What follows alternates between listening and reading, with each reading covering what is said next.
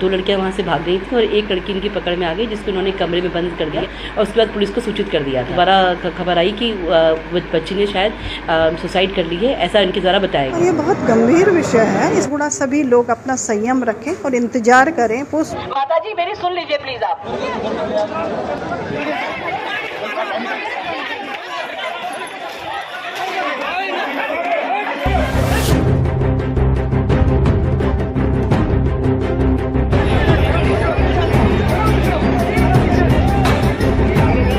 में कल जो सूचना पुलिस के पास आई थी, शुरुआती ये थी कि पुलिस के पास एक सूचना आई कि 3 जो बच्ची लड़कियां हैं ये कहीं पर कूड़ा बिनने के लिए गई हुई थी।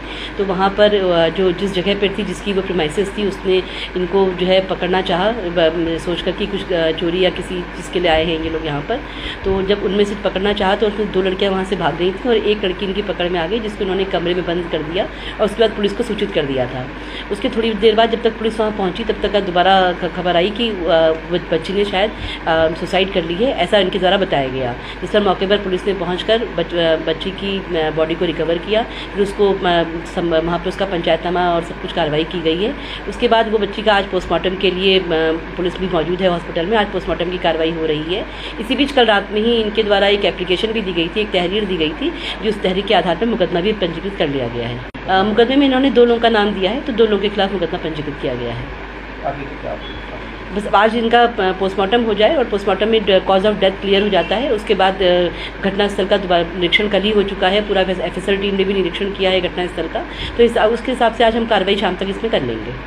मुझे पता चल गया तो रात ही मेरी बात हो गई थी संबंधित थाने से, और ये बहुत गंभीर विषय है। इस तरह की घटना होना बहुत दुर्भाग्यपूर्ण है और ये पूरा जांच का विषय है। मैं स्वयं इसलिए आई हूँ कि मैं देखना चाहती हूँ कि स्पॉट पे जहाँ पे उस बच्ची का जैसे कहा जा रहा है कि उसने सुसाइड किया है या क्या हुआ है, और बाकी तो पोस्टमार्टम के बाद ही बहुत क्लियर स्थिति हो पाएगी कि उसने सुसाइड किया है या क्या है। वहाँ के सीसी फुटेज मैंने पुलिस को बोल दिया है। मेरी अभी एसपी देहात से भी बात हुई, जय बलूनी से भी बात हुई है, लगातार सभी से बात हो रही है कि इसके जितने भी फुटेज हैं ये सारे अपनी कस्टडी में रखें। इसकी साफ ढंग से उसकी जांच होनी चाहिए कि किसी भी बच्ची को इस तरह से ये सुसाइड करना या ये ठीक नहीं है। अभी मेरे डीएम देहरादून से भी बात हुई है, सविन बंसल जी से भी।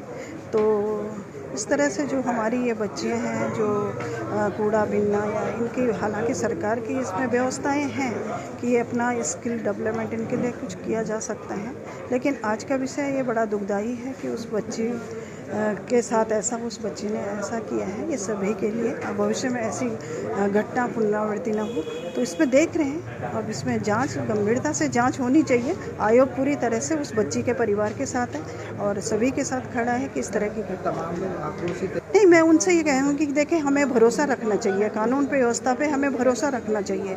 और जब सारे, उनका कहना है कि सारे सीसी फुटेज हमने ले रखे हैं और पोस्टमार्टम का भी हमें इंतज़ार करना होगा कि स्थिति क्या है, तो इसलिए हम सब लोगों को संयम रखना चाहिए और इंतज़ार करना चाहिए। घटना बहुत दुखद है, सबके लिए है कि इस तरह की पुनरावृत्ति ना हो इस तरह, लेकिन सबको थोड़ा संयम रख के और किस तरह से हम इस तरह के आगे घटना ना घटे, इस तरह से बच्चियों को न्याय मिले बच्चे।